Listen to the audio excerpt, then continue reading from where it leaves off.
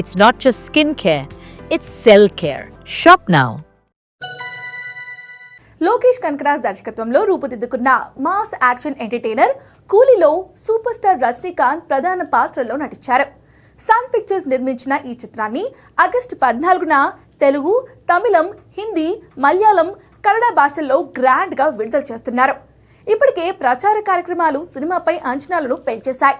అలాగే star cast విషయంలో ఈ సినిమా ప్రత్యేకంగా నిలుస్తోంది.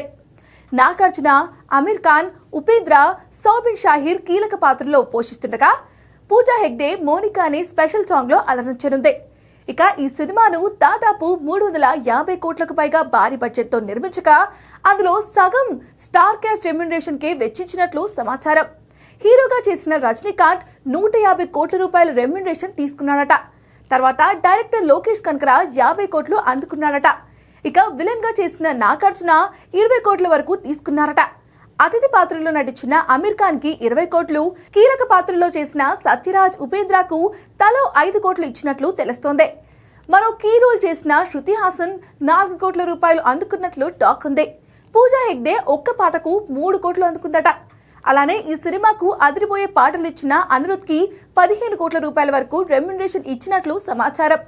అయితే అమీర్ ఖాన్ 20 కోట్లు తీసుకున్నాడని ప్రచారం జరుగుతున్నప్పటికీ ఆయన ఎలాంటి పారితోషికం తీసుకోలేదనే టాక్ కూడా వినిపిస్తోంది.